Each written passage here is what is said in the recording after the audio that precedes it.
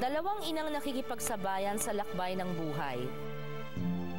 Nag-umpisa po ako mag-tricycle driver ng 20 years old po ako. Kaya po ako nag-tricycle. Kasi dito sa amin, ang nakikita ko sa ibang kababaihan, nagsusugal, nagbibingo. Hindi ko po pilit na pamarisan yung gawain nila kasi para makatulong ako ng sapat sa asawa ko at sa mga anak ko, mabuhay namin ng marangal. Nag-udyok sa akin bilang tricycle driver si Caroline. Kasi matagal naman akong marunong mag-single. Ngayon, yung isang single kasi namin na motor, kinabitan namin ng sidecar. Eh wala naman pong naglalabas. Kaya sabi niya, gusto mo bang matuto mag-tricycle? Sabi ko, sige, kaso takot ako nun. Tapos ayun, binigyan niya ako ng lakas ng loob para mamasada hanggang papuntang EDSA. Pinupuhunan ng pawis at sakripisyo para sa pamilya. Dati kulang yung kinikita ng asawa ko. Tapos nung nagdadrive na po ako ng tricycle, okay na po. May sapat naman po kaming panggastos. Pandagdag din sa puhunan doon po sa tindahan ko. Pag kumikita po ako, binibili ko po ng paninda para doon sa tindahan ko.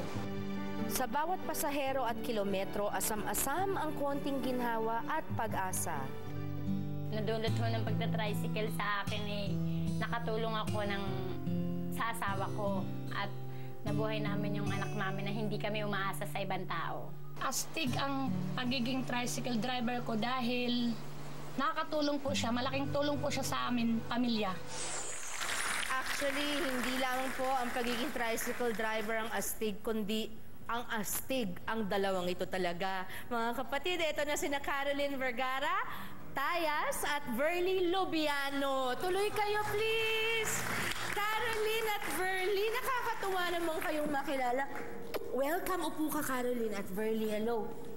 Alam mo, nung pinununood ko kayo dyan sa ating VTR, napapahanga ako talaga dahil una sinabi mo na ikaw may tindahan ka pa on the side, di ba?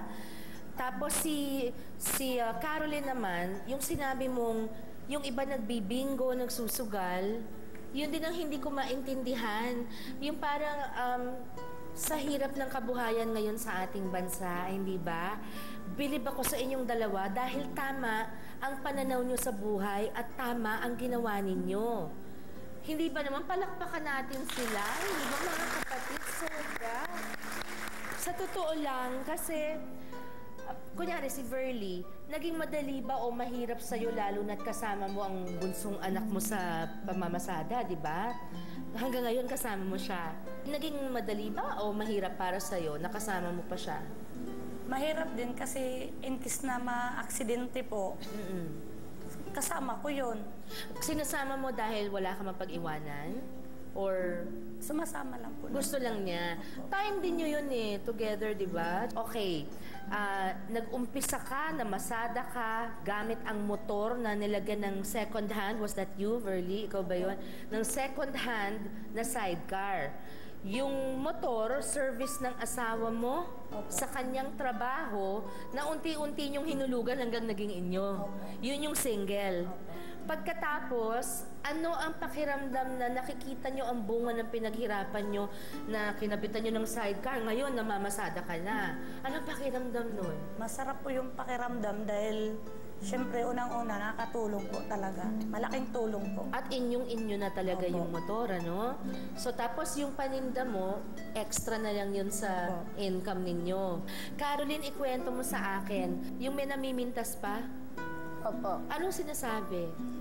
Minsan po, pag nakikita nila, ano ba yan, kababaeng tao, nagdadrive ng tricycle, hindi na lang doon sa bahay nila para maglaba, mag-alaga ng bata. Saan kayo namamasada? Maricaban, Nichols. Maricaban! Alam ko yun, kasi pasa yun Lumaki ako na pupunta kami doon.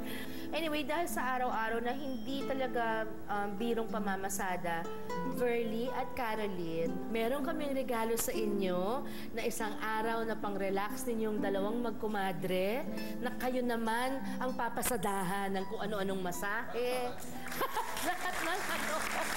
Ito ay isang spa treatment package mula sa Mary Pauline Salon. Maraming salamat sa inyo. Verly, para sa iyo to. At Caroline, para sa iyo to. Maraming salamat sa inspirasyong dulot ninyo sa aming lahat ngayon. Maraming salamat, Bernie. Maraming salamat. At Caroline, bilib ako sa inyo. Palakpakan po natin sila. Sa atin namang pagbabalik, sino naman itong TV host na ito na sumabak sa kakaibang trabaho ng nanay na welder? Wala pong iba kung hindi ako.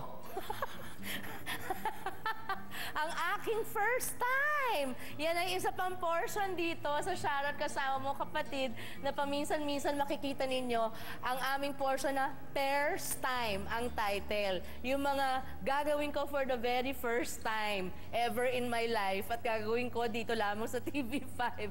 So, first time ko po sa pag-welding dito lang sa Sharon Kasama Mo Kapatid.